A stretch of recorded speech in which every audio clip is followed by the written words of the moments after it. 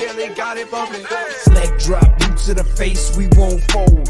Quick to put a dude in this place, he out cold. With a tombstone, grapple the waist, get laid flat. Can't escape, nowhere to go, the cage match. It's on now, when I spot him, it's no problem. Everybody stone cold till they hit with the rock bottom. Sharpshooter, I won't miss him like Bret Hart. Like Al Snow, they gon' need him a head start. I just might catch a better body than Mickey James. Get acquainted with the name, we bringin' the pain. Like Kane in the ring, all I see is red. Paul era, Undertaker, I can see the dead.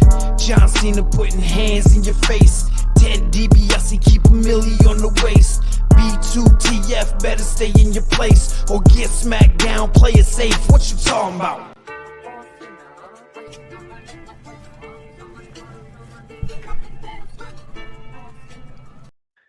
Welcome to another episode of Boot to the Face. Here on YouTube, Spotify, Apple Podcasts, and all your favorite podcast players. We have a loaded show today. We got a WrestleCade recap. We got Survivor Series to talk about. We went to a TNA show on Friday night because EJ decided he was going to show up to WrestleCade unannounced. A run-in, if you will. So to speak. But Yeah. How was your holiday weekend, EJ? Man, went back to South Carolina where my parents live, and my sister stayed. One of my sisters, my older sister, she just doesn't stay too far from them. She's about an hour from them, and then my other sister drove down from DC with her husband and kids. So and then my parents hosted like the big family event, so all extended family came to there. So house full of 80 or so people. 80? I might be over exaggerating. Definitely, I'd say 60. Holy shit, that's a lot of people. Yeah, my dad, he's got 7 other siblings, so that's why. This is awful. I thought you were about to say my dad's got like other kids from another family or something. I don't know why my mind went there. I was about to start singing Papa Was a Rolling Stone. Shit happens, but nope. Only kids with my mom. I mean, my grandfather has kids like before he got married to my grandmother, and it always like blows my mind because they've been together since I was a kid. But my grandfather's also 90 in his 90s, so like he had a whole nother life before like our shit even started. And so I didn't mean that like in a rude way. I just meant like I thought you were gonna say he had other family members. But yeah, 7 siblings. Who cooked? See, that's the good thing about having so many aunts, uncles, cousins. Everybody brings a dish and everything's taken care of. Like everybody brings one dish. It's all good. Does everybody live in the same area, basically? Pretty much, Yeah. now that cousins' kids are like adults now, which is crazy because I'm like on the younger side of like the first cousins. You got, they got in college, but yeah, for most part, most live in the South Carolina area. You have some random dispersed cousins, but for the most part, everybody lives drivable. That's cool. Thanksgiving itself, I didn't do shit. My kids were with their mom and her family. My family's all went to Florida, and I had to work on Friday. So I got up Thanksgiving morning. I went and ran a 5K at the old Brave Stadium. Went to Waffle House and just sat around watching football and honestly just fucking chill. It sounds like lonely and depressing. You're like, oh, you were alone by yourself on the holidays, but I kind of fucking liked it. My girlfriend was at her family's house, like up in Charlotte. And so, like, I didn't, in my previous life when I was married, on holidays, we would have to drive 45 minutes to an hour to get to her family's place. Then we would come back to our place at the end. White people, they do shit really early. So like dinner was at 1:00. So at like 3, we would head back to our place and I'd watch the Cowboys game. And then when that was over, we would drive about 45 minutes to my family stuff because black people, we started everything fucking late. Dinner wasn't ready till like 8:00. and then we'd be there forever, and then we had to drive an hour back home, and then every job I've had for the past 15 years, we've worked on Black Friday.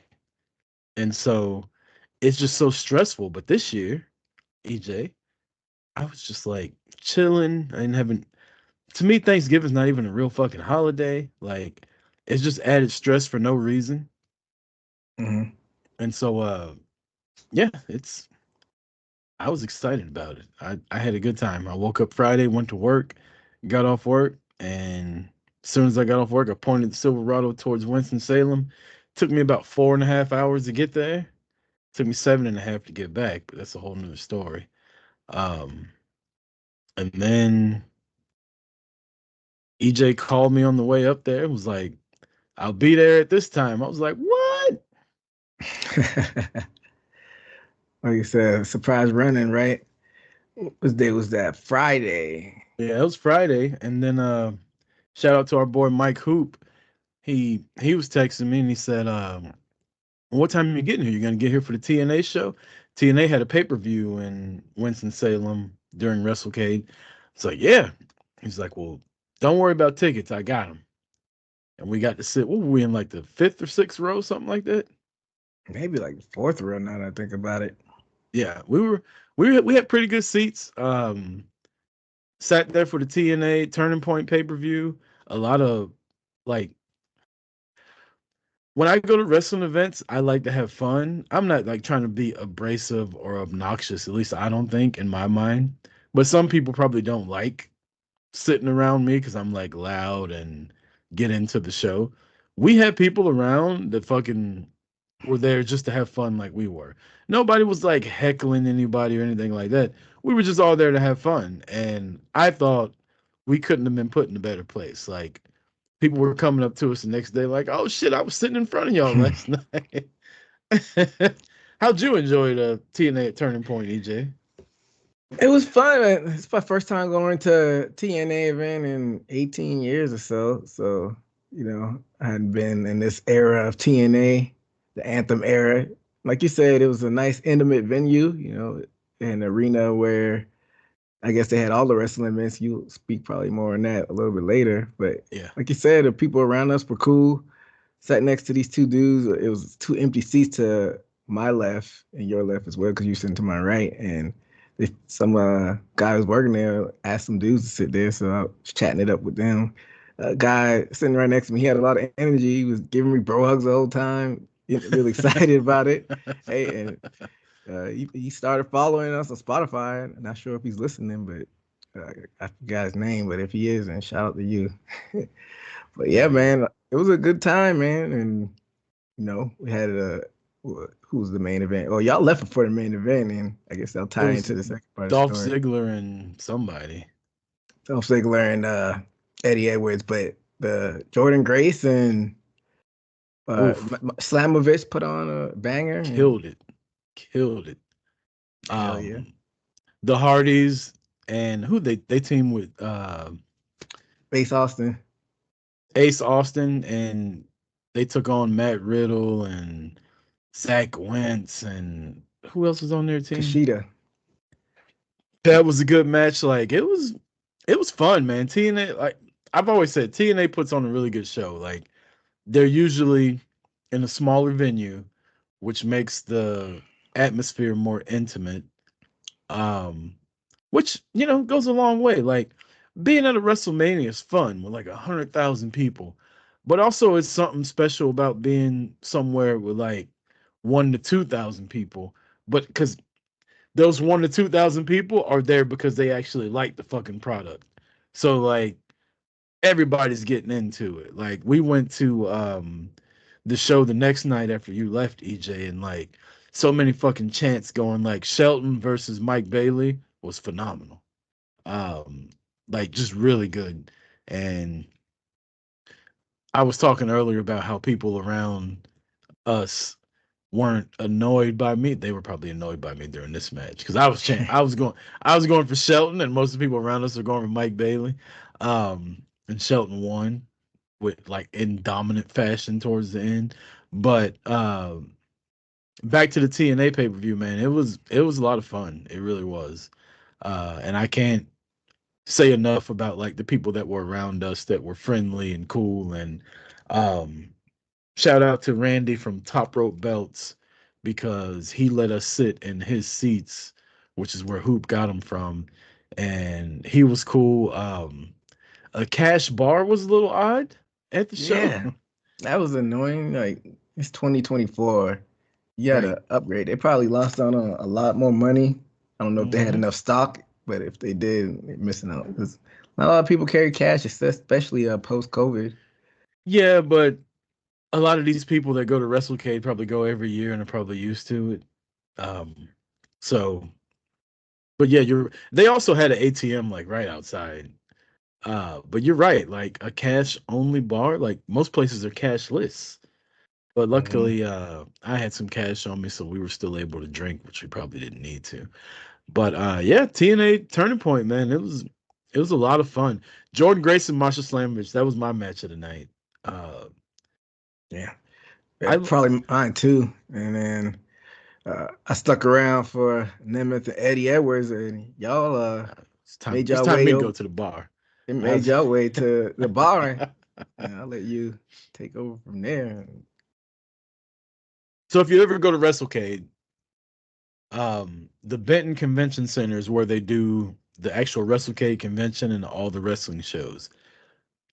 Most of the people that go to WrestleCade stay at the Marriott. The wrestlers stay there for the most part. They stay at other hotels also. Um, I stayed like 2 blocks away. Like you walk up 1 block, you turn right, walk down another block. I'm at the courtyard. So me and Hoop decide, all right, we don't really care for this main event match. Let's beat the traffic and let's go ahead Traffic. and head to the bar. So we head to the bar. EJ shows up about 30 minutes later, tells us it was a great match. JBL showed up the whole nine. About 10 minutes after EJ gets there, no fucking lie, Ric Flair walks in and comes and sits right next to us. My buddy, we're standing at the bar. It's Hoop and me, and EJ's like right behind us. Ric Flair legit comes in and sits down right next to Hoop. This attracts the biggest fucking like crowd of. I'm not even gonna be rude. I'll just say the biggest crowd of people that were constantly doing Ric Flair impersonations. Like women were coming up talking to him. Like I'm not the biggest Ric Flair guy, but I admit like the guy had some aura to him for a fucking 70-year-old asshole. And even the bartender, like, she was, I'm not gonna say she was rude. She was overwhelmed because you got a bunch of wrestling fans like screaming at you. And Ric Flair said, "So you gonna be my girlfriend for the night?" And she was like, "Maybe." And then she looks at her bartending compadre and goes, "Who is that guy? He looks like Ric Flair. Is that who that is?" And the other guy goes, "Yeah, I think so." And then all of a sudden, she fucking lit up and went back like, "Oh, you need anything?" And you got all these people buying Ric Flair drinks and um, other wrestlers coming over there. And again, I'm getting annoyed because I'm just at the bar like trying to watch the UGA game, and you got all these fucking wrestling fans. I'll be polite, just like crowding around and like bumping into us constantly, trying to get up and get close to Ric Flair. And it's like, the dude's at the bar. Like, leave him the fuck alone. This ain't the meet and greet. You know what I mean? And that's where I'm always, and I'll talk about this when we talk about the second night. That's where I'm always trepidatious about fucking with people when they're not on the clock. Like wrestlers are at the bar at the Marriott all the time, and I don't want to bother them. Like if they say something to me, I'll talk to them, but I'm not going up like, "Hey, take a picture with me. I'm a big fan." Blah blah blah. And unless I get drunk like I was Saturday night. There's always a caveat, but to rewind about 5, 7 maybe minutes max before I got there, I was walking out and I got a text from you. You talk about Ric Flair. So before I got there, where was he at? Oh, okay. You're right. He walked in and he sat down next to us, and then he got up and left. And I was like, Flair just came in and sat down next to us, which again, I'm not a big fan of the guy, but it's still fucking Ric Flair. Like, we've been in hotels with him before, and he got up and left and came back. But I tell you what, them vodka cranberries, he's putting them bitches back. He was drinking them motherfuckers like they was water. Yeah, and that's kind of disheartening, especially going through the health struggles that he went through. You would think that, he would be. I'm not a doctor, so maybe the doctor said he could still have a drink or two. But if I was on death's door like that, I probably would stay away from that. But I guess you only live once, and like Tell you you said, what, go ahead. he was cheering for Georgia Tech versus Georgia. Mm. And when I found that out, I started cheering extremely loud for Georgia. And I was hoping he was gonna be like, calm down. I was gonna be like, bitch, I'm a Sting fan. Fuck you. But he never said anything. Turns out WrestleCade is always everybody always gets along, right? Like we're all there for a good time. But that group that was surrounding us, apparently, EJ, later that night after we left, they all got in like a big ass fight in the parking lot. I don't know. We found that out later, which is crazy. I'm not surprised that one dude was all in Ric Flair's face, quoting him the whole time, and Ric Flair clearly was ignoring him, but I wanted to punch him. he wouldn't stop doing the woo, and he had a shitty ass replica belt with him. Yeah, cheap ass belt, cheap ass jacket. Yeah, just cheap aura, but that's crazy. I wonder who won the fight. I don't know.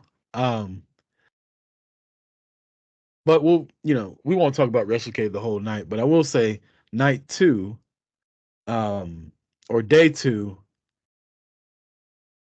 I don't like to go to these conventions sober. So I had a backpack full of rum and cokes, like 3 of them. And then I finished those. We finished the convention, and the South Carolina game was on, and EJ wanted to watch that. So we walked over to a bar called the Hungry Palate sports bar in Winston-Salem. And we were sitting there, and I had, a few drinks there. We had to move seats. That was odd. And there was this lady sitting there cheering for Ohio State, which was another game that was on. So I got her on my right cheering for Ohio State, EJ on my left cheering for South Carolina. Both games came down to the wire. I don't care because Georgia had just won like a 9 overtime game the night before, which was crazy. So I'm just there drinking while they're both cheering. And South Carolina ends up getting the win. Again, I'm drinking. And EJ leaves to go home. And I stay for about 30 minutes. And, me and the woman were watching the rest of the Ohio State game. And she was cool as hell. Left there, went back to the bar, didn't even go back to my hotel yet. And immediately, like, uh I'm sorry, I didn't go back to the bar. I went to the Super Show where Shelton wrestled Mike Bailey. There's a couple other matches that I don't remember all of them, but Shelton and Mike Bailey was phenomenal, Oh, and yeah. that was a lot of fun. Shelton ended up getting the win.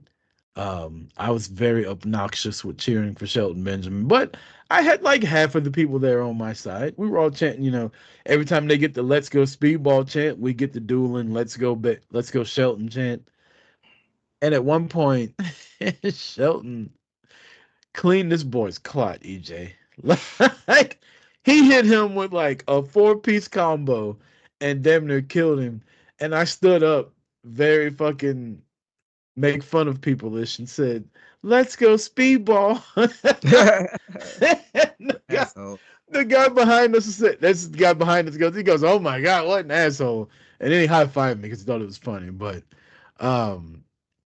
that was a lot of fun. I had a couple drinks there, and then I went to the bar. Mm. Hoop was at the bar. Jay-Z was at the bar.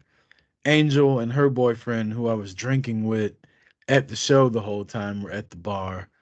Um, it was like a group of 6 or 7 of us, Mm. and we're just there and we're just drinking. And I've been drinking all day. You ever had one of those days where you're just drinking all day and you don't realize you're drinking all day until it's too late? Yeah, happens to the That best of us. That's about what happened to me. Now, Angel, bless her heart, she was drinking and got really drunk. And I'll say this, I'm not mad that she got drunk because I got a picture with Zia Lee. Um, I got a picture with Jesse from Wow, and got to talk to Shelton Benjamin, who was there trying to get like a steak and vegetables and shit like that after the match, right? Hold But up. Angel, Hold up. So for some reason, because this is the first time we talk about this while we're recording, for some reason I thought you after the Carolina game, you went back to the convention and went to the booth and got pictures. I didn't know this. This is new information.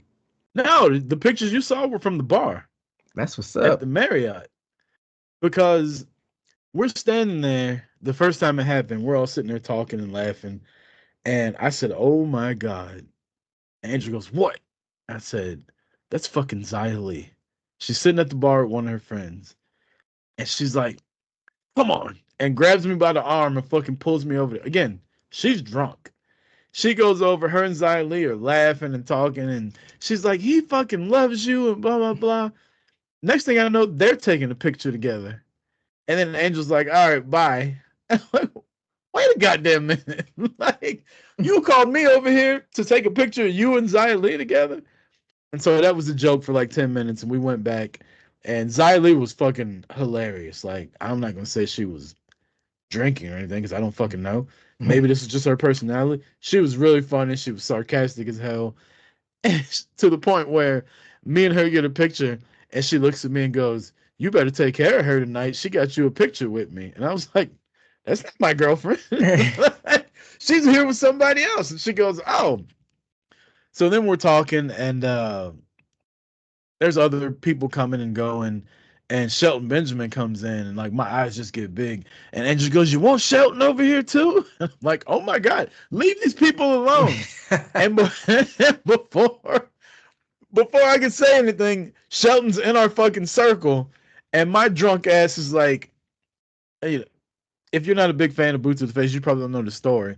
When me and my ex-wife first moved in together, I had two posters up on the wall, Tyra Banks and a poster of Shelton Benjamin, which my ex thought was like weird as fuck because I was like 25 at the time. But those are the only two posters I had on the wall. So my drunk ass is trying to tell him like, "I'm such a big fan, and I had your poster on my wall before I got married."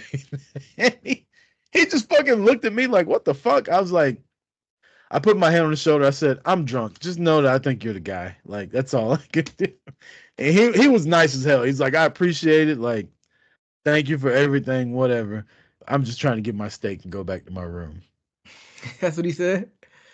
And what he said, that was the look he had on his face. Like, I'm just trying to really get my food and like go, because he didn't stay around drinking with everybody.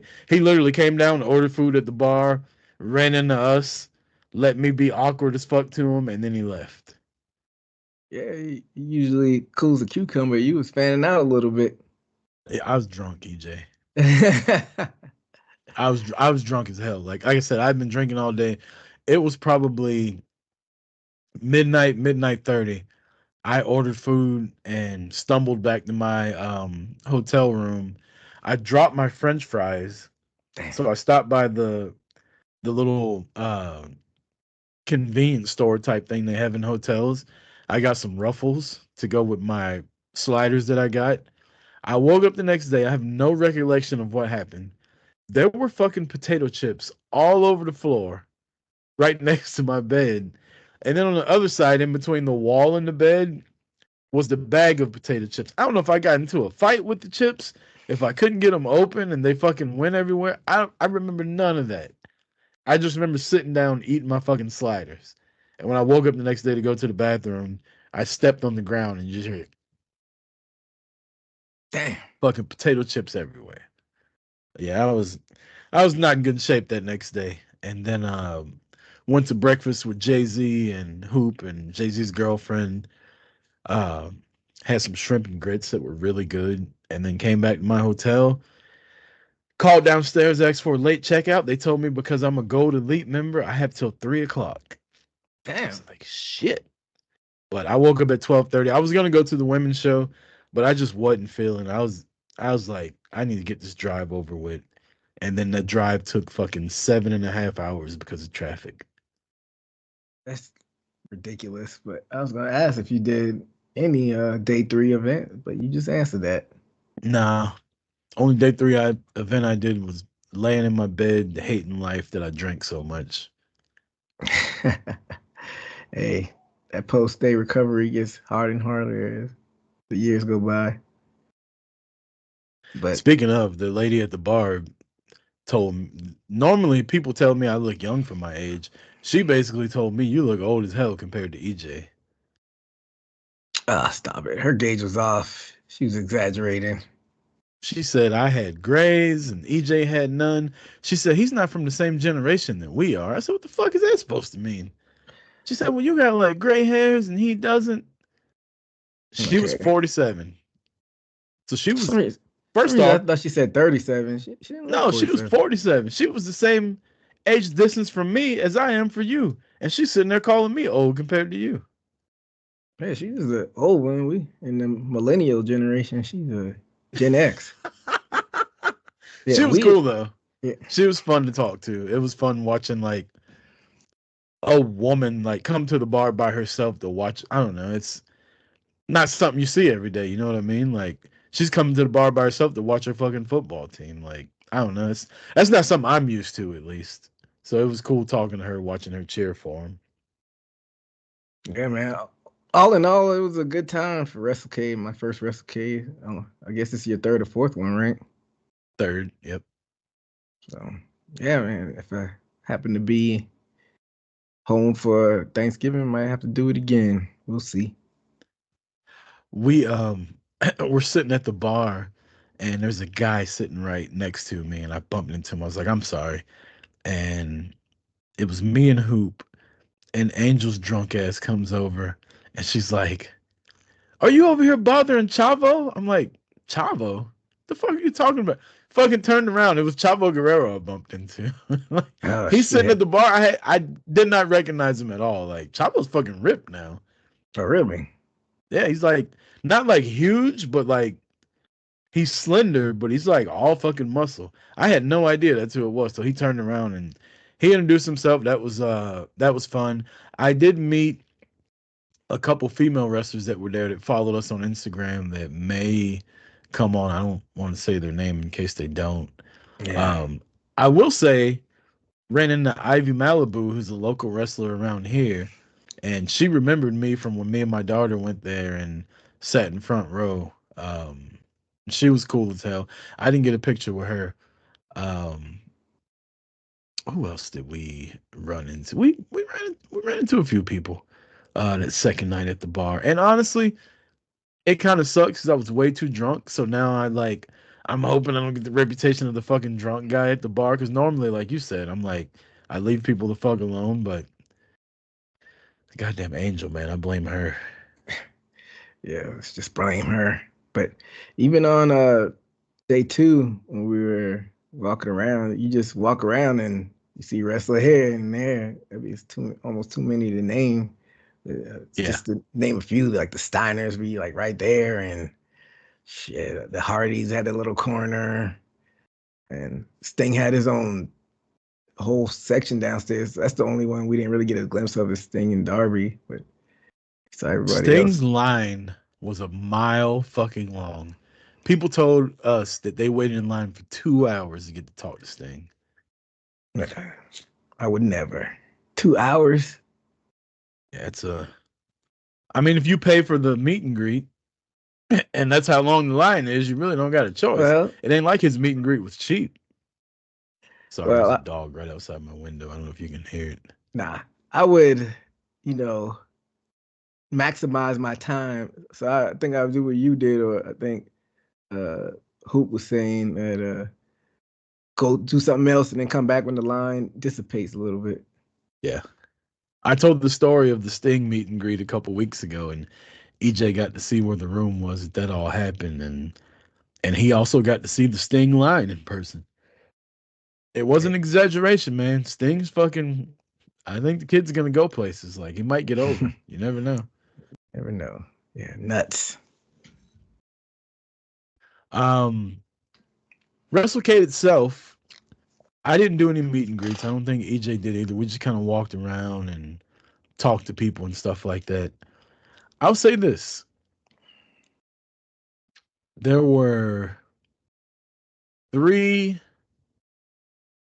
maybe four wrestlers that stood out to me.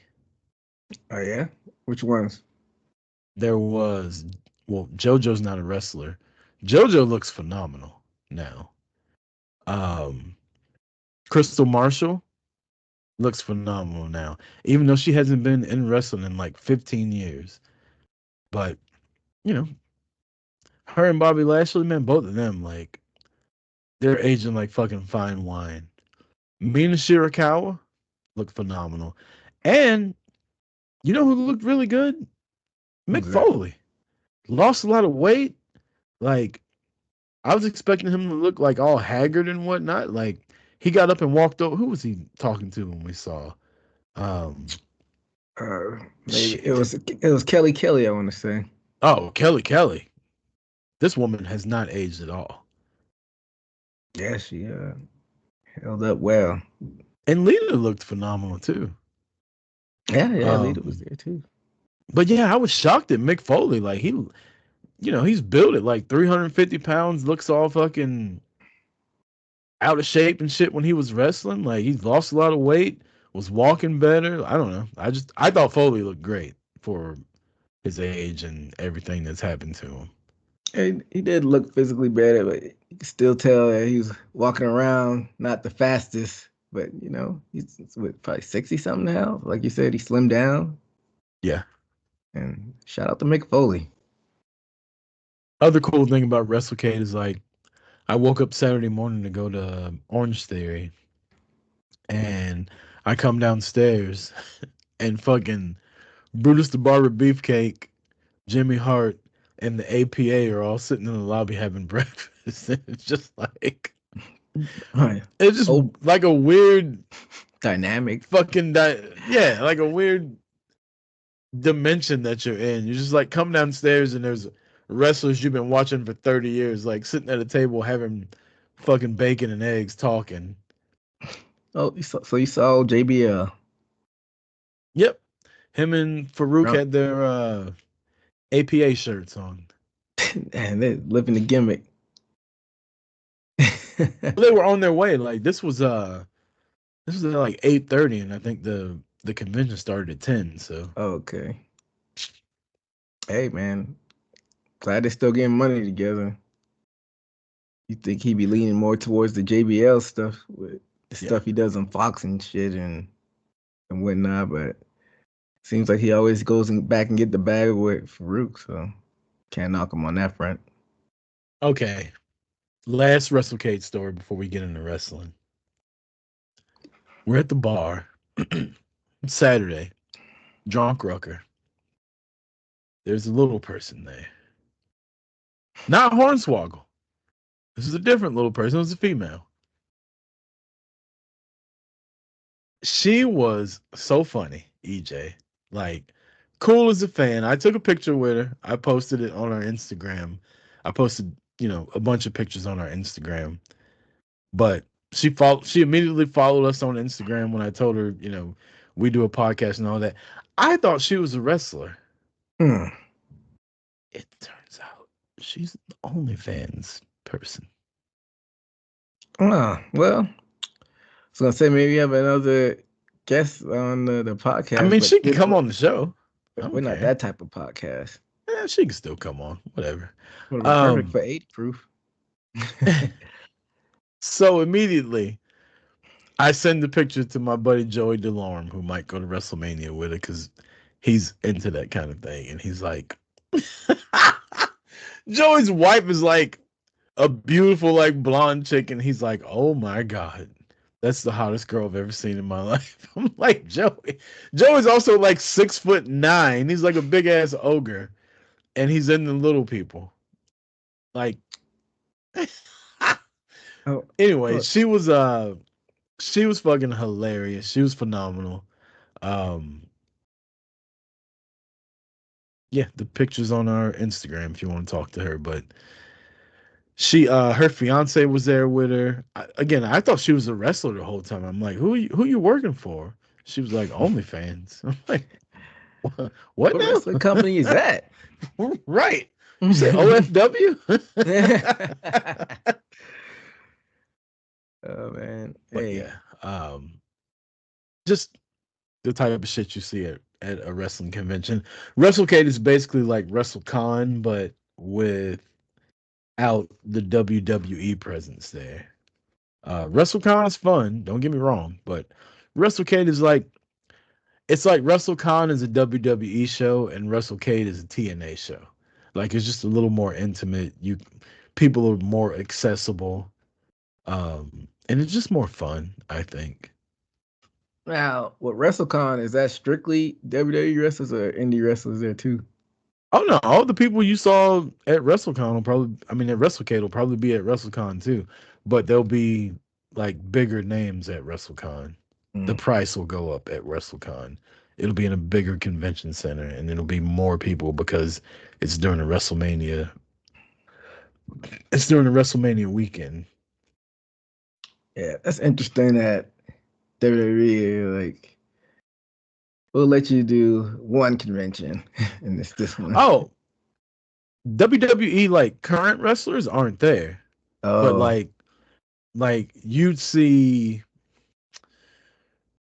What's a good example? I don't know because WrestleCade this year had a legends. lot of recent WWE people there, but you'll see younger and bigger names at WrestleCon than you will WrestleCade. So like we were talking about when we saw Dennis Rodman, you were like, man, if I was fucking 10 years old right now, this would be the coolest shit I've ever seen. And I said, it sucks that when they're in their prime, they don't do cons like this where you can go see them. You got to wait till they're old and they don't even look the same. Well, at WrestleCon, you catch them closer to their prime. Gotcha. So it'd be like seeing Rodman in like '05. Yeah. But let's move past WrestleCade, EJ. Let's get to we'll do Street Clothes Wrestler of the Week, and then we'll do Power Rankings, and then we'll head into what else took place in the world of pro wrestling this week, and some NFL picks, which your boy hit a big time parlay last night. Um, Nice. but yeah, Street Clothes Wrestler of the Week, EJ. What you got? Man, I was thinking I couldn't really think of anybody because we had Survivor Series and a lot of wrestling on SmackDown and TNA. Nobody came out in street clothes, so I just picked Zaya Lee. Zaya's out. You took a picture with. She has some nice street clothes on. That's funny. My Street Clothes Wrestler of the Week is literally a tie between Xia Li and Mina Shirakawa. We saw Mina Shirakawa in person, and EJ can attest to this. I could not stop talking about this woman. I wanted to go take a picture with her, but her price tag was a little pricey. Um, and I'm not the type to go pay that much money for a picture, but Mina Shirakawa was like, she was looking good. But yeah, Xia Li, she had a little like, you couldn't see her entire outfit in the picture we had, but she had like a little skirt on, some boots. She had like a sheer thing on where you could see all her fucking muscles coming out. And I was just like, I've been working out, right? But I like a fat fuck next to her.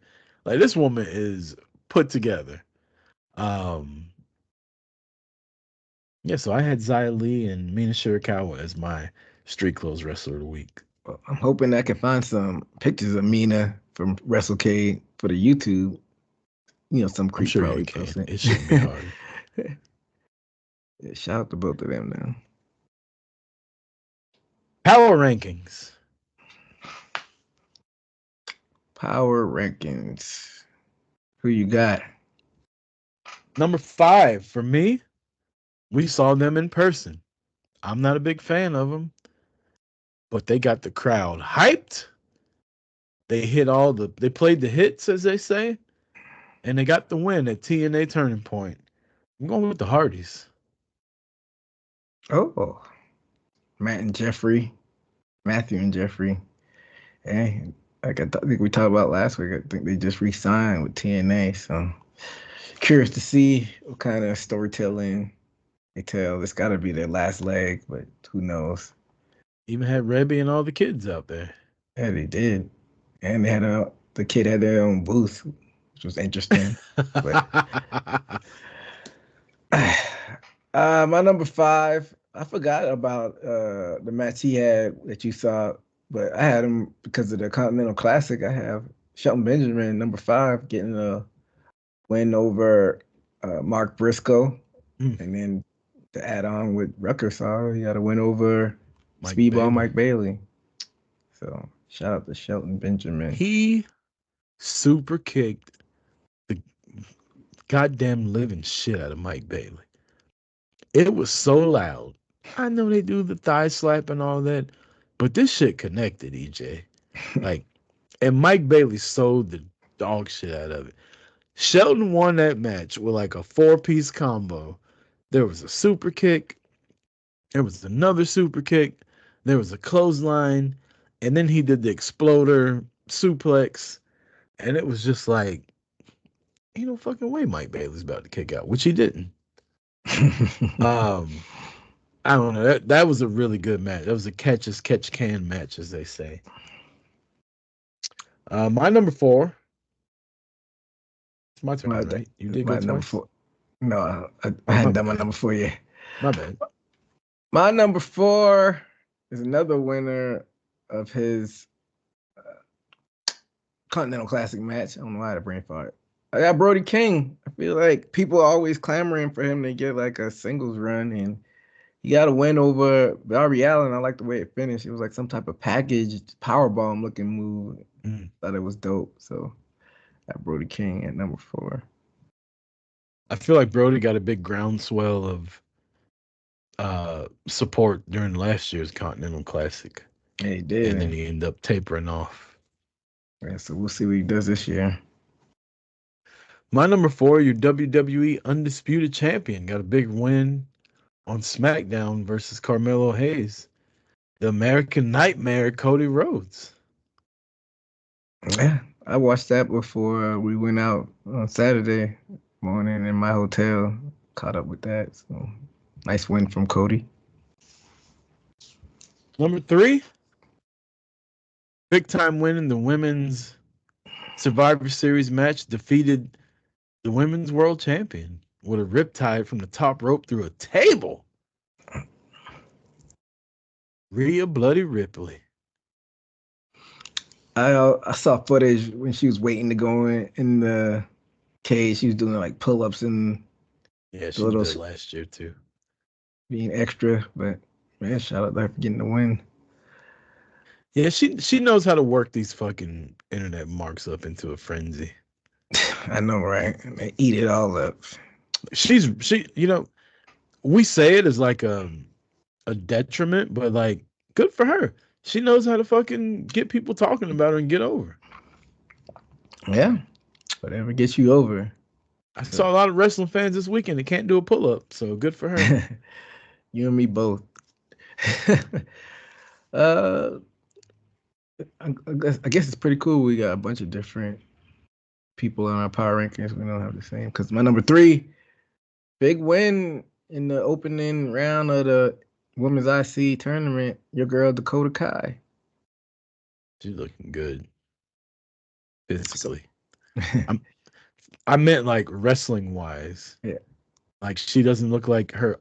She's had a lot of injuries. She doesn't look like her injuries are hampering her at all. Well, I'm kind of disappointed because I don't think we'll see some woman that I picked her after you mentioned her. I didn't pick her initially. Zelina Vega, the way they got her set up in the bracket, they got her and Lyra Valkyria in the opening match. Like we already know WWE for some reason they're really high on that. So I could see Lyra winning that. I can't remember who the third woman is. I literally looked at this bracket before we started, And I was like, what the fuck? Like, how do you put Zelina Vega and Lyra Valkyrie in the same bracket? I think it's Caden Carter that's in the bracket with him. No, I think she's on the other side. I remember that. Kaden's on the same side as Katana Chance, which was the left side. Can't remember who was on the right side with. Is at the very top. It might have. Oh, it was. I think it was Ivy Nile. I want to say. No, Ivan I was on the left side too, I think. You sure? I'm not sure. I'm saying I think, but I don't think she was. If she was on the right side, she wasn't in their bracket. It was somebody else. It was like Natty. Okay. Who was in Natty's bracket? So we got the internet machine. So left side Dakota, Shayna, and Katana, what we saw, and then below them is Zoe, Raquel Rodriguez, and Kaden. And on the other side, the triple threat is Lyra, Zelina, and Ivy Nile. You're right. And Alba, Kyrie, and Natalia. Also, how's Alba Fire in it, but Isla Dawn isn't? No clue. But even that triple threat you just said, Zelina, Ivy Nile, and Lyra, them would literally be my three to win. Ivy Nile, you big on her? I like Ivy Nile, man. I think she's dope. I'm not too big on her, but I don't hate her. She's just kind of neutral in my book. I wouldn't put the IC title on her right now, but I feel like she's gonna be taking the pin. But I don't know. I still have saving hope for Zelina. Maybe they'll surprise us. But I think it's gonna be either her or Lyra. But like you said, Dakota looks good, but I'm just a little worried about the injuries. Maybe you might want to wait a little bit before putting the IC title on her, see how long she can stick around. That's why I want Zelina to win, but I don't know. But Lyra be on the side, I'm not, too hopeful about it. It's my turn. I think so. No, it's my turn. It's my turn. Okay, I thought so. My number 2, you called it. It's your new U.S. champion. It's the Shinsuke Nakamura win over LA Knight at Survivor Series, which we'll get into.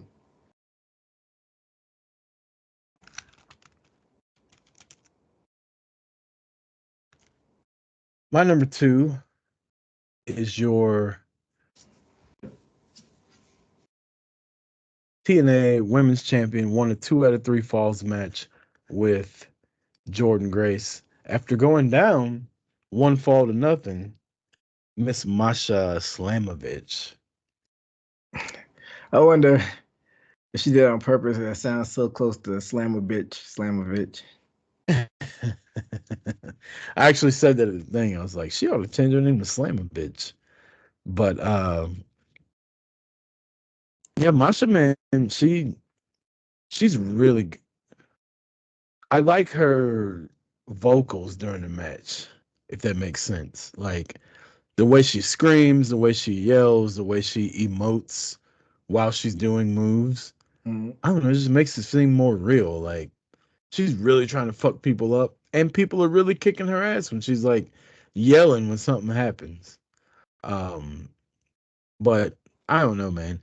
Seeing Masha in person, I was a fan of her to begin with, but I'm really a big fan of her now. She fucking won me over this weekend. Yeah, like we've harped on the basically the whole show. Her and Jordan Grace put on a banger. 2 out of 3 falls. Both of them look strong. Both of them got pinfall, and Masha went over as she should. And I'm guessing this might be close to Jordan's swan song if the reports are true. Also, let me say this. If you're a fan of Boot to the Face that listen, you know I'm not the biggest Jordan Grace fan. Jordan Grace is a goddamn tank. A unit.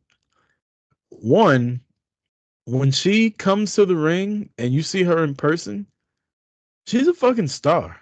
Like, there's no other way around it. You look at her and you can't. It's like she's got that Jade Cargill effect. Like, you can't not stare at her when she comes to the ring. They used to call it the airport test. Like if you're walking through the airport, do people think you're a pro wrestler or a regular person? If you walk through the airport and you see Jordan Grace, chances are she's wearing like a sleeveless shirt. And you see them big ass fucking muscles. When she was at WrestleCade, she was dressed up, but she had a shirt on that like showed her back off. She was facing the other direction from us, and me and EJ looked over. We couldn't even see who it was. All we saw was muscles. Like, this woman is a fucking specimen.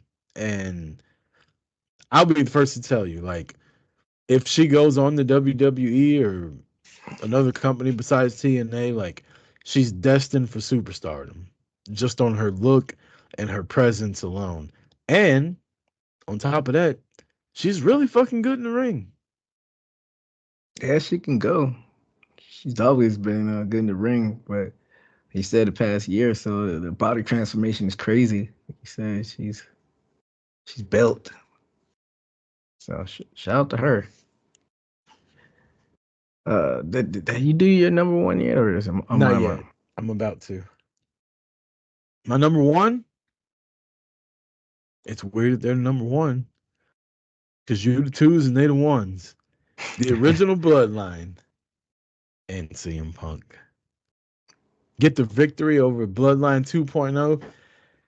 They spent the last 5 minutes of this match just beating the dog shit out of Solo Sikoa. Like, they whooped his ass. Everybody hit a finisher. They were just taking turns. All right, your turn. Hit him with the haluva kick. All right, now you do the go to sleep.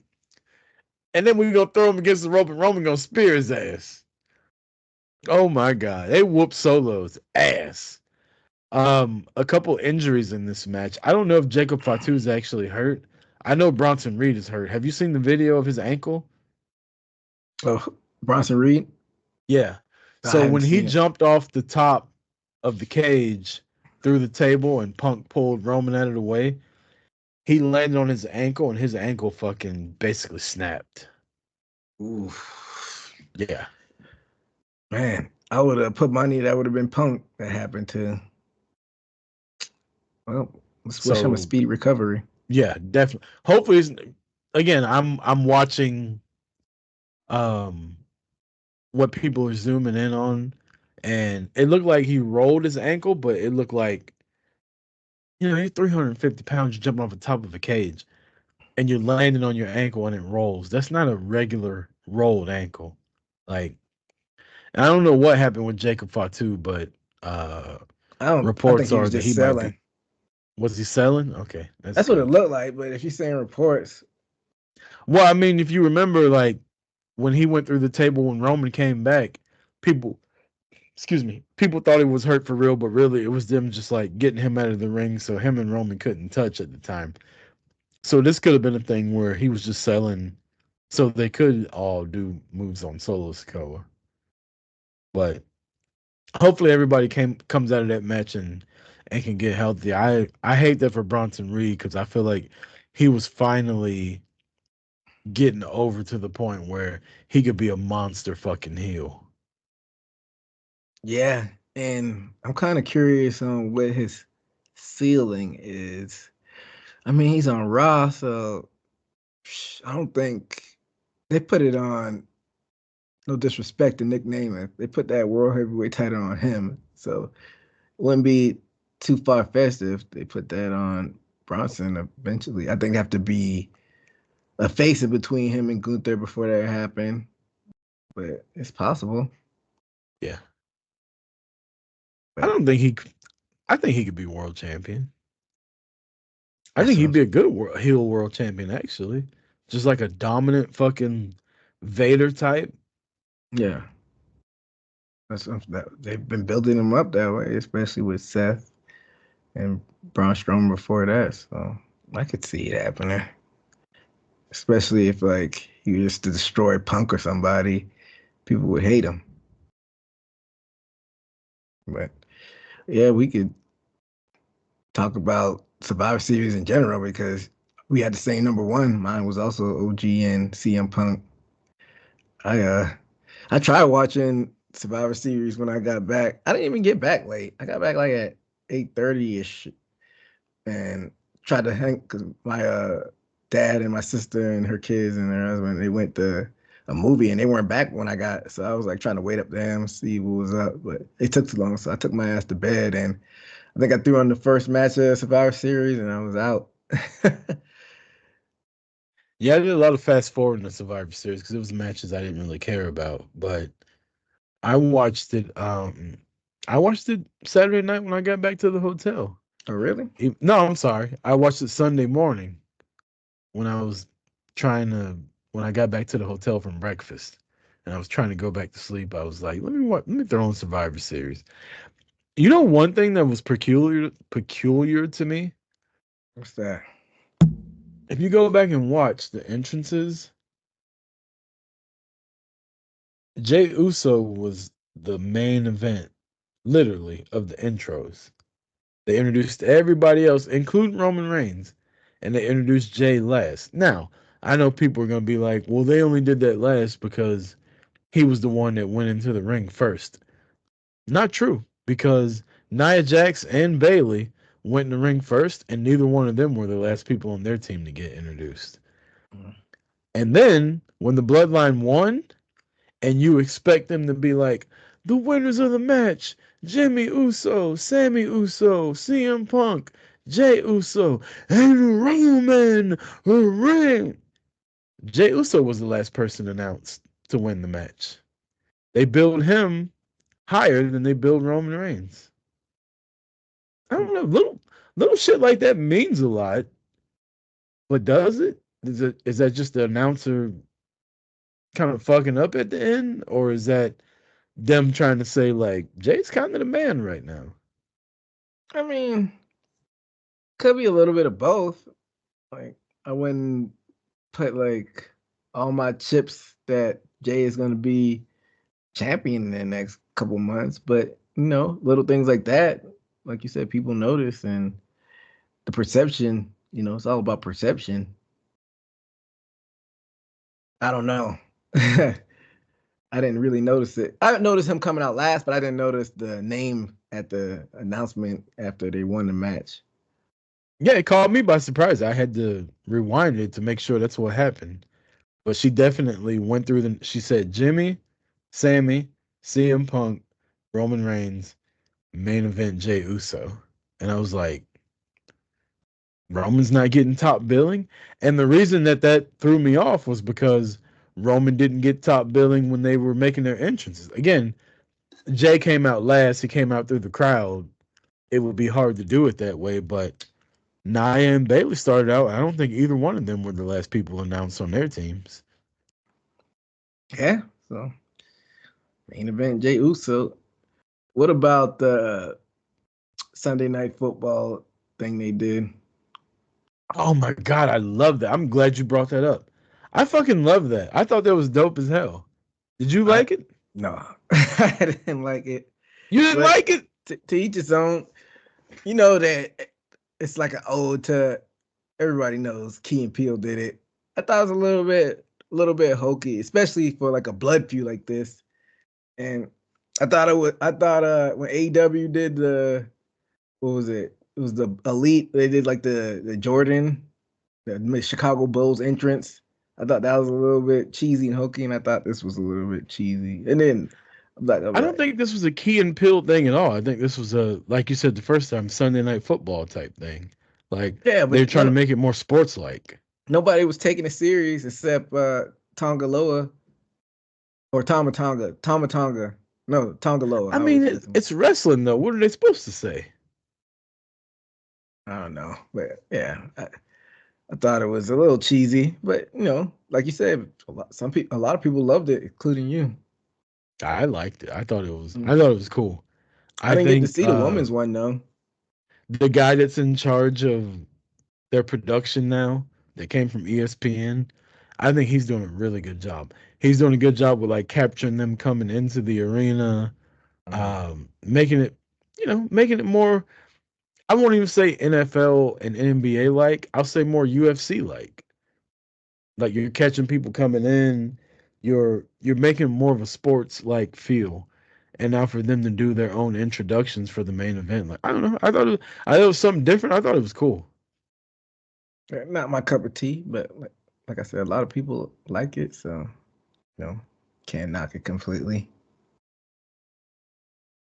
But also, I was about to say, also, both of us thought the Bloodline 2.0 were going. Well, that's what we predicted, and that did not happen. So I don't really know where Bloodline 2.0 goes from there, because I guess we're spoiled with the Survivor Series. I thought it was gonna be not Survivor Series, just PLEs in general, how they have cliffhangers. I thought something, not even necessarily Dwayne, but I thought something was gonna happen after the match where, even though the OG won, somehow the Bloodline 2.0 would still somehow get the cliffhanger or kind of the upper hand, and they just went off doing poses, which I thought was peculiar. Especially since Punk left the whole fucking thing, they had to call him back. Also, like,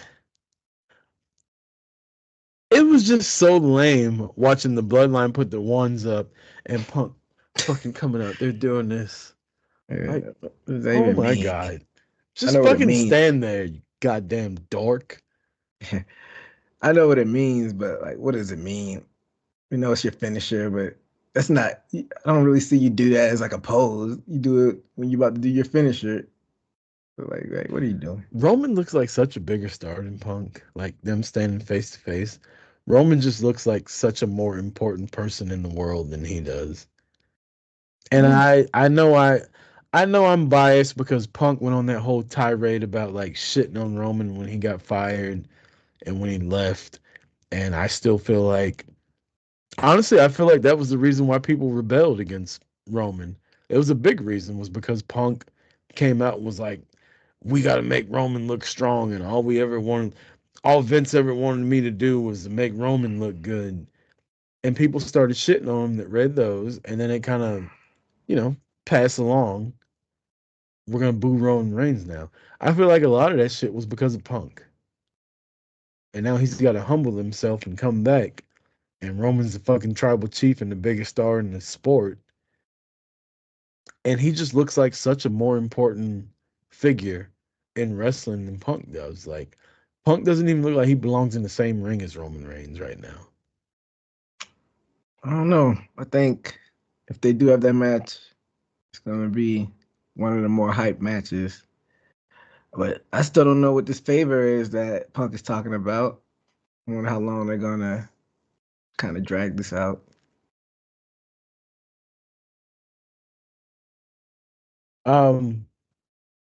That's a good question, and we'll probably get into that more on the next couple of episodes when we get closer to find out what it is. Because right now we still don't know. Roman asked Heyman, "What the fuck is that about?" And Heyman said, "Man, don't even worry about that shit right now. you need to be focused on Survivor Series. Don't be asking me stupid shit like that." Like, so I'm guessing this Friday on SmackDown something will come up with that. But moving to AEW, Continental Classic. I see you got that as something you want to talk about. Like, what's the deal with the Continental Classic, E.J.? So I think last week we might have chosen who we thought were gonna win. I don't know if you got to see any matches. I know you've been traveling. I saw Shelton versus Briscoe, and I saw Darby and Brody King. I saw everything on Dynamite. I haven't watched Collision.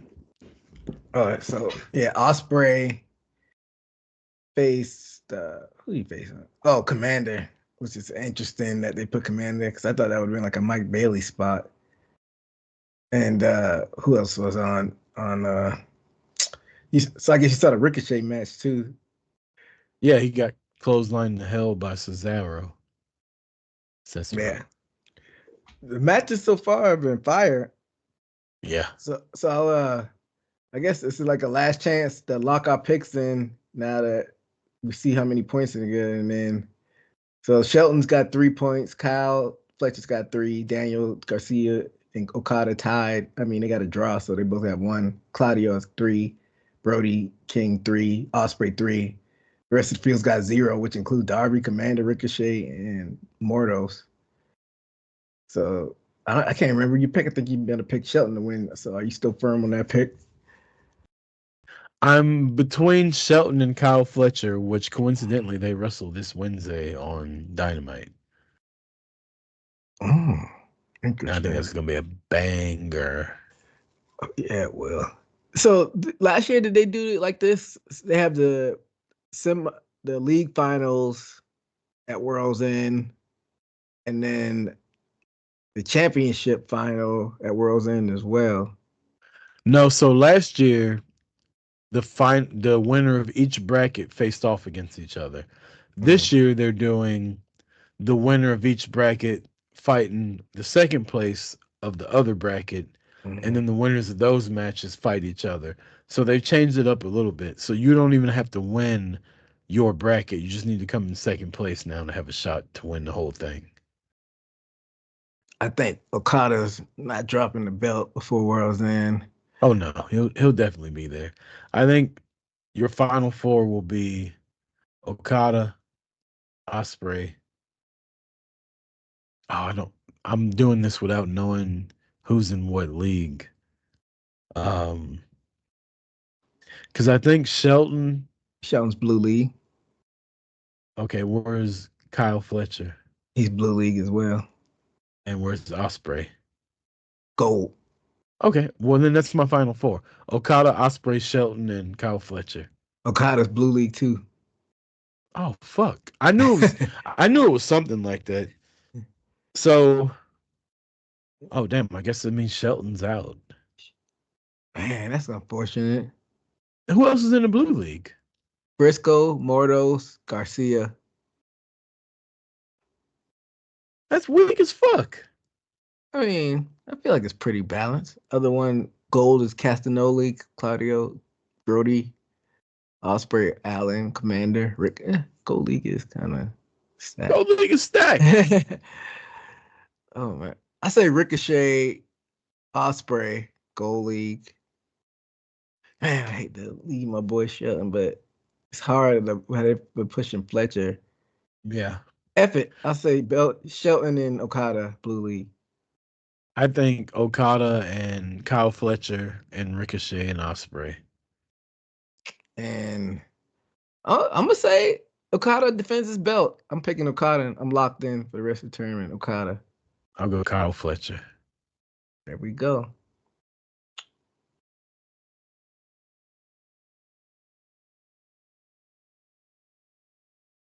That's all we got for wrestling, EJ. You want to pick some NFL picks and get up out of here?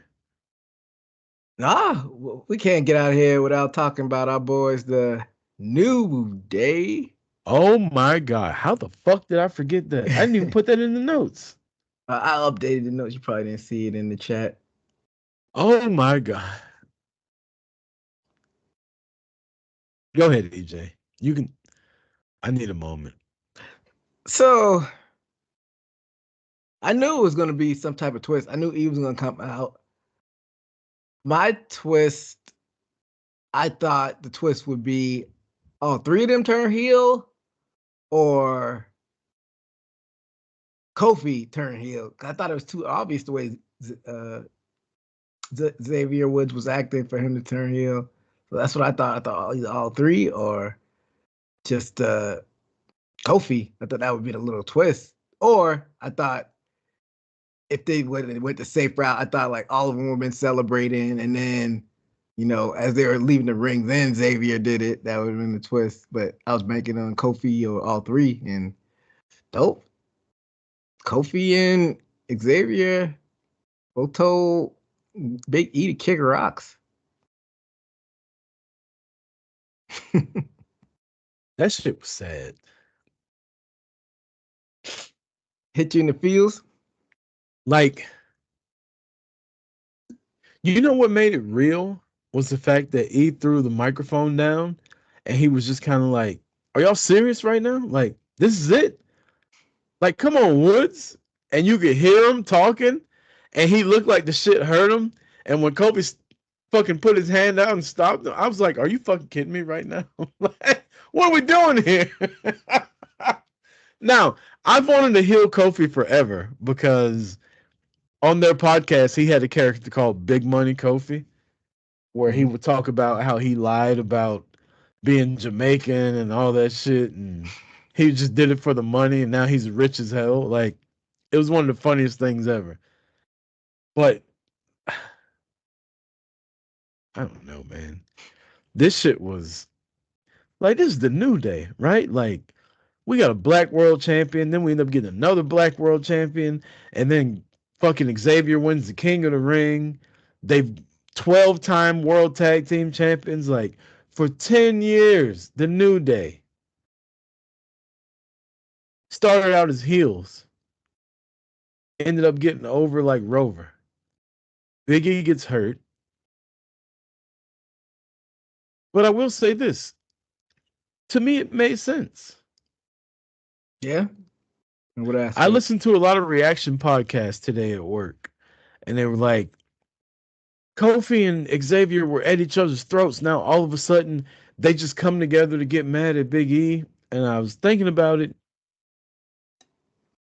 If you watch, it looked like Kofi was about to say, "We're about to go our separate ways," and then Big E comes out, and it's like, "I'll manage y'all. I'll do all this." And Wood starts talking, and he's like, "Why now?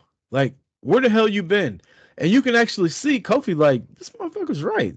Like, what the fuck have you been? And I don't think it was a plan, you know, if we're being kayfabe and talking about wrestling. I don't think it was a plan for them to turn on Big E. I think when he showed up, all the feelings came out, and it was like, motherfucker, where you been? Like, you've been watching us bicker and complain for all these months. We can't get a text. We can't get a DM. You don't show up. You come to the fucking pre-shows. You don't even hang out with us. We've been waiting on you. And now you want to be the manager at the 10th anniversary when it's all about the New Day? Like, fuck you. And I felt it. I thought you said you felt bad for Big E. Now you feeling? I did. I was about to say, but I felt Big E too. Like, he's like, what the fuck are y'all talking about? Like, I broke my goddamn neck. Kofi said, so what? What an asshole. That made me laugh. Yeah, it's definitely, I think, gonna give them the kind of spark that they need, because whatever Judgment Day are doing with the tag team belts ain't it. But they might as well just give them to New Day. That shit's over with. They're not gonna call themselves the New Day, are they? I think it'd be dope if they gave them a new tag team name. Give them this New Day. Give them some ominous music.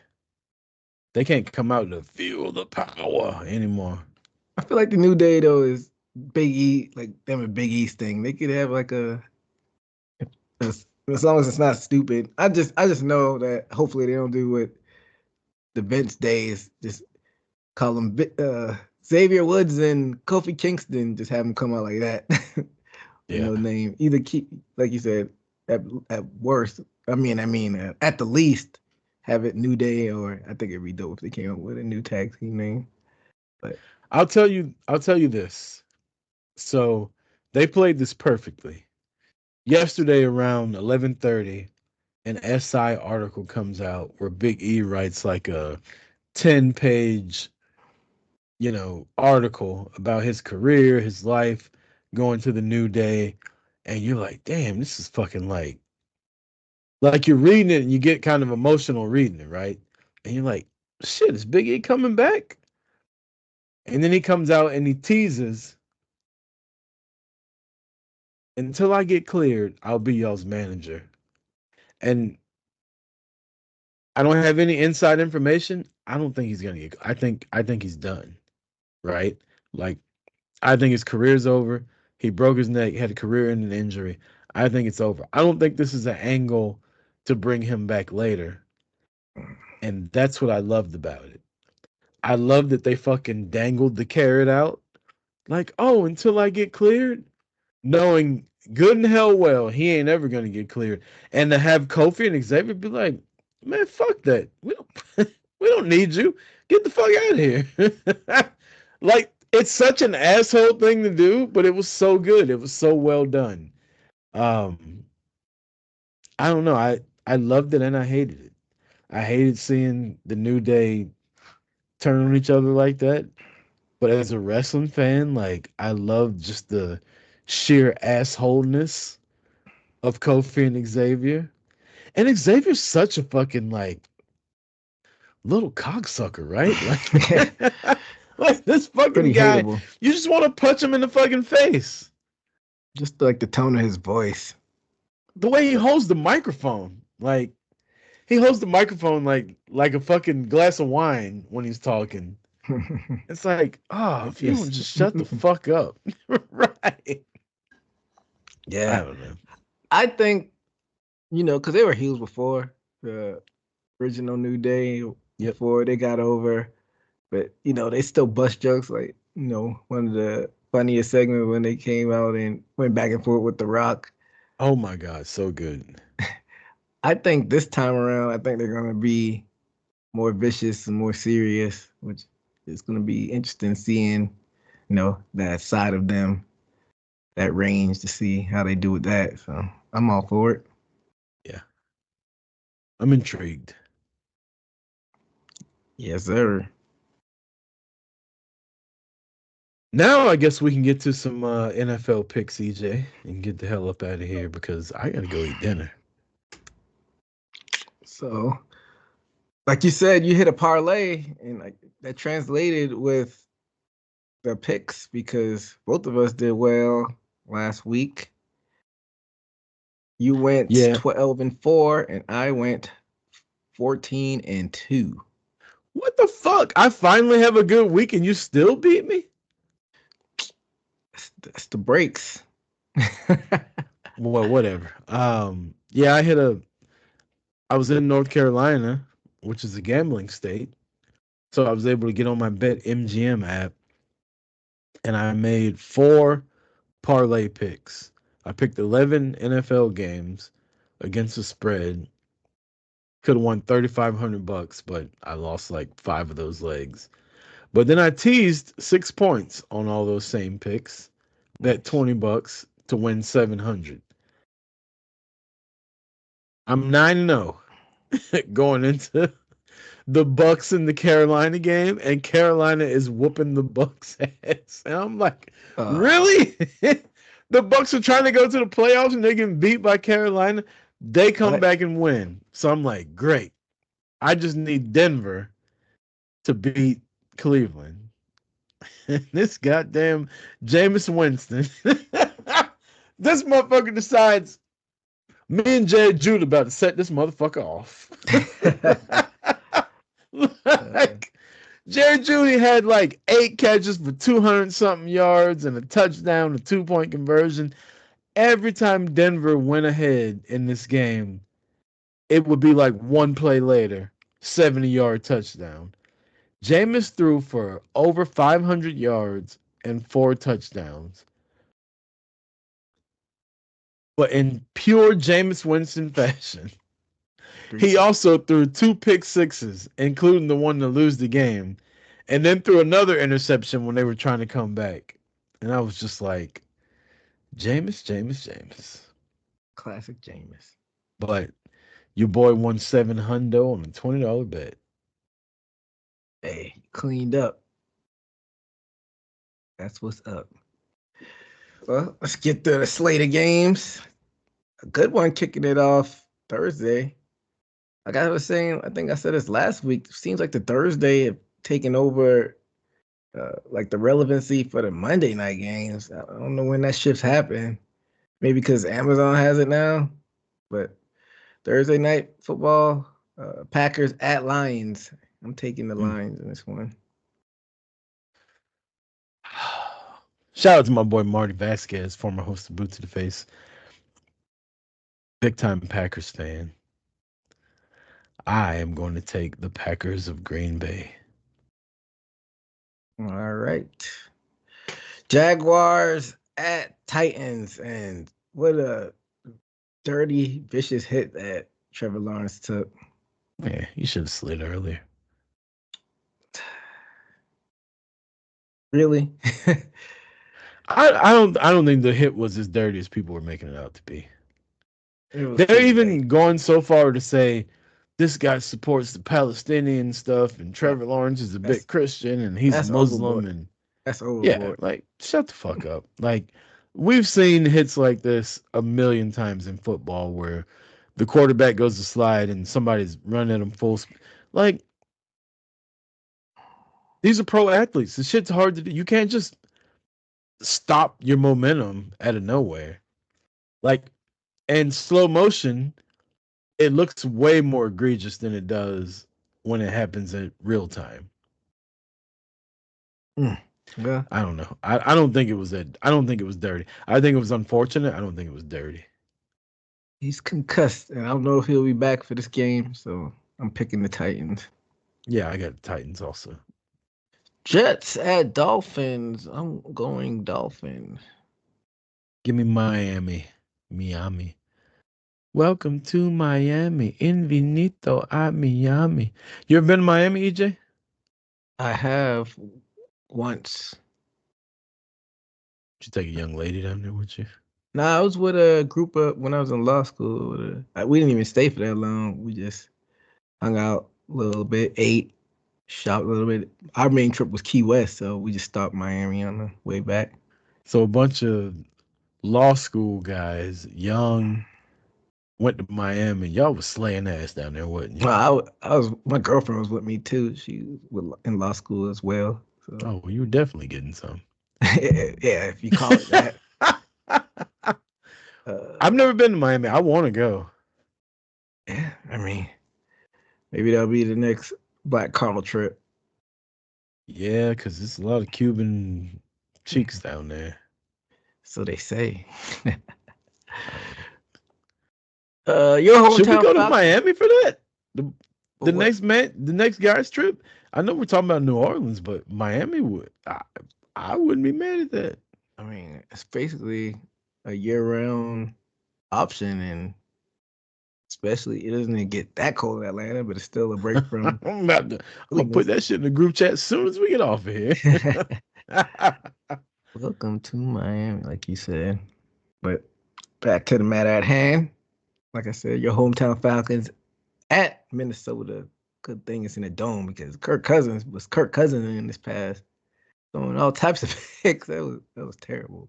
This dude is so trash. Minnesota. I'll take the Vikings. Both got Minnesota. Shout out to Kyle Pitts for, putting up another fucking donut when I started punk ass on fantasy. Thanks, Kyle. Yeah, man. I mean, he was supposed to be like the next big tight end. Maybe it's the quarterback's fault. I don't know. No, he's had like 4 quarterbacks. Well, maybe he's trash. Maybe it is him. Shit bowl. Saints at Giants. Give me the Saints. I have the Saints as well. Panthers, Eagles. I like the Panthers, but I'm not. The Eagles are good, man. I hate to say it, but the Eagles are good this year again. They're fucking around and end up in. I think Detroit will end up in the Super Bowl, but the Eagles will be in the championship more than likely. Yuck. Mm-hmm. So with that said, you're not going with Panthers. You're going Eagles. Eagles. I'm going Eagles as well. Quarterback you just talk about Winston versus your boy Mr. Unlimited. Browns at Steelers. My boy threw for 400 yards this past week. Yeah, he's been balling since coming back from that injury. Give me Russell. I fucking hate the Steelers, but I'm a Russell Wilson guy. I like Russell Wilson. I got the Steelers as well. Unlimited. Raiders at Bucks. Give me the Raiders. I have Bucks. Raiders not very good. Neither are the Bucks. What's that?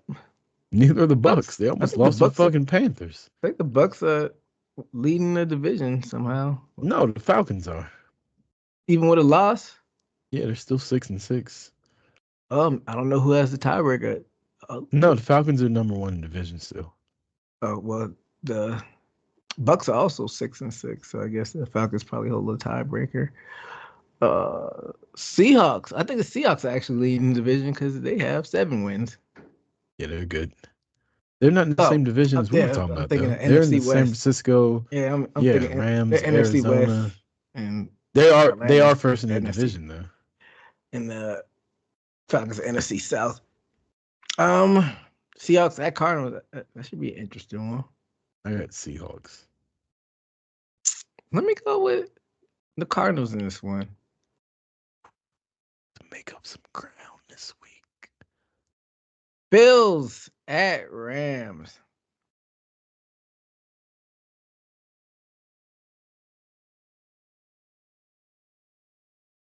Give me the most overrated quarterback in football, Matthew Stafford, and the Los Angeles Rams. Try to swerve. I feel like Stafford's not overrated at all. You thought I was about to turn like Xavier, and me and Kofi turned. Bears at 49ers. Who'd you pick in that last game? Oh, sorry. I got the Bills. Bears at 49ers.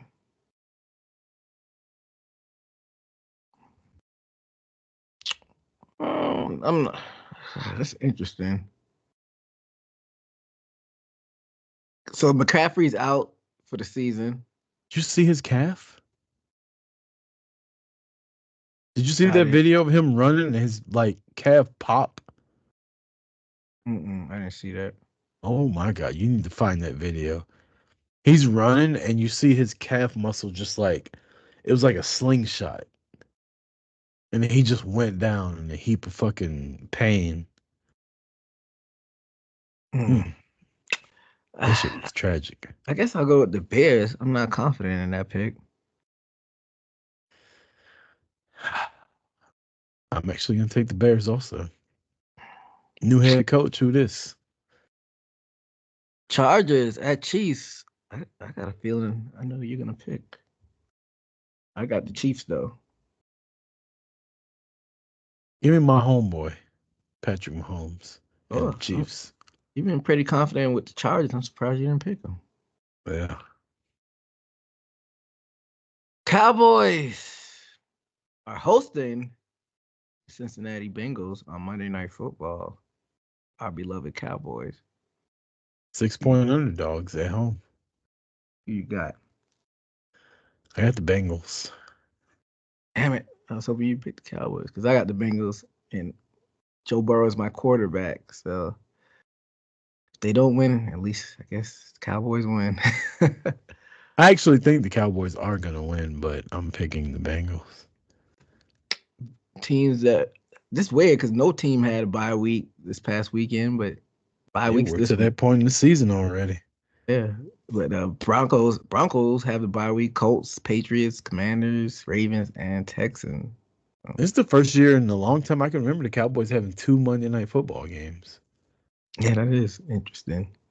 Also coming off a time where they played Monday night, Sunday afternoon, and then Thursday. So they got a 6-day break in between games, and then a fucking 3-day break in between games. And then they play another Monday night game. Like, their schedule's all fucked up. NFL doesn't care about player safety at all. They can miss me with that shit.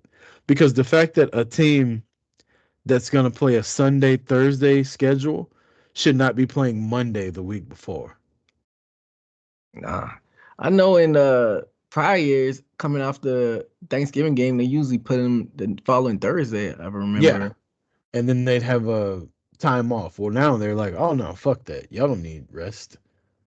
Yeah, like you said, they don't care about safety. They care about money. Guess it's working for them, so. I mean, the Cowboys did bring in 38 million views on Thanksgiving for the game. Of course. 38 million people watched that shit ass game, E.J. That game was awful. And that's why Jerry doesn't give a fuck about being a competent GM. This is our ratings. Anything you want to say if we get up out of here? Nah, man, good show. Good hanging out at WrestleCade. And yeah, man, that's all I got. Thanks for everybody that's listening. Shout out to everybody that came up and talked to us and whatnot at WrestleCade. That was a lot of fun. WrestleCade in itself was a lot of fun. I wish you could have stayed, EJ, for the second night, because for whatever reason, Saturday night is when it goes down at the bar. But apparently, yeah. But it was still a lot of fun. I'm glad you got to experience the convention and shit like that. I hope I didn't oversell it for you. But it was dope. It was cool just walking around drinking, hanging out, just being like you said while we were there. Like it's crazy to just look over and see all these fucking superstars of wrestling that we grew up watching just sitting at a fucking table, like 8-9 feet from me. So that was a lot of fun. The TNA show was a lot of fun. Just everything in general was a lot of fun. Wrestling is fucking fun. So for EJ Reed, I'm Chris Rucker. Thanks for listening. Please like, share, and subscribe. Tell your friends about it. And until next week, peace.